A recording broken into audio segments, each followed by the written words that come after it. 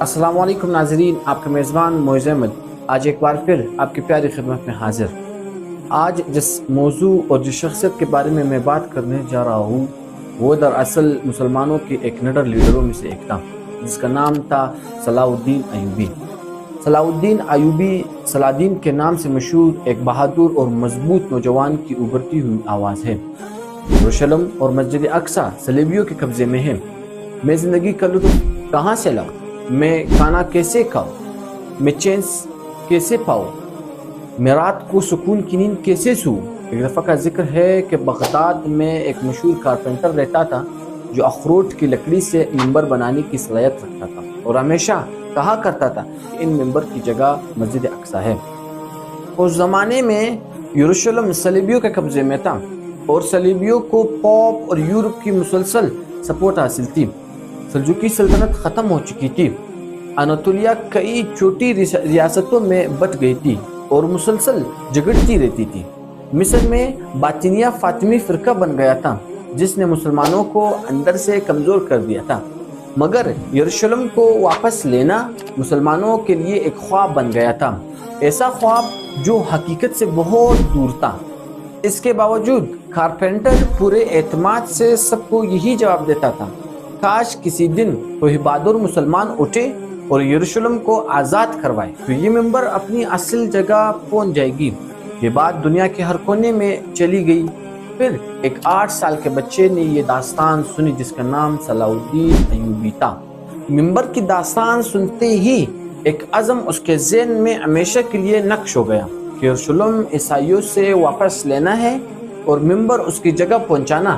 عراقی شہر تکریت میں پیدا ہونے والا صلاح الدین ایوبی کے والد کردش اور والدہ ترکش تھی۔ دینی تعلیم کو الگ اور زیادہ ترجیح دی۔ مسلمان انہیں ایک مثالی سلطان سمجھتے تھے جبکہ عیسائی انہیں ایک سچے اسلامی ہیرو کی نظر سے دیکھتے تھے۔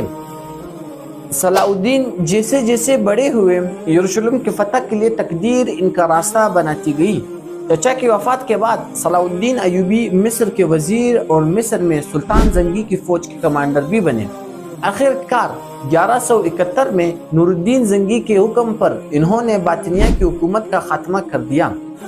اس زمانے کے ہر کمانڈر کی طرح صلاح الدین ایوبی کی 3 آرزویں تھیں: مسلمان کا احتیاط مضبوط کرنا، یروشلم واپس لینا اور قسطنطنیہ یا استنبول کو فتح کرنا۔ انہوں نے تبرید، اسکلان، نابلس، رملہ اور غزہ سمیت بہت سے قلعے فتح کیے۔ 20 ستمبر 1187 کو سلطان نے یروشلم کا گھیراؤ کیا۔ انہوں نے صلیبیوں کی ہر چال ناکام کر دی۔ آخر کار واقعہ معراج کے مقدس موقع پر 27 رجب 832 ہجری بمطابق 2 اکتوبر 1177 کو جمعۃ المبارک کے دن یروشلم واپس لے لیا گیا۔ ان کی کامیابی کی ایک منظم اور ترقی یافتہ ریاست کا سورج طلوع ہوا۔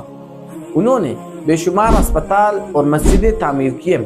یہ اسلامی دنیا میں علم کے عروج کا زمانہ تھا۔ اس وقت کے علماء کو صلاح الدین ایوبی کے زیر کنٹرول علاقوں میں بلایا گیا۔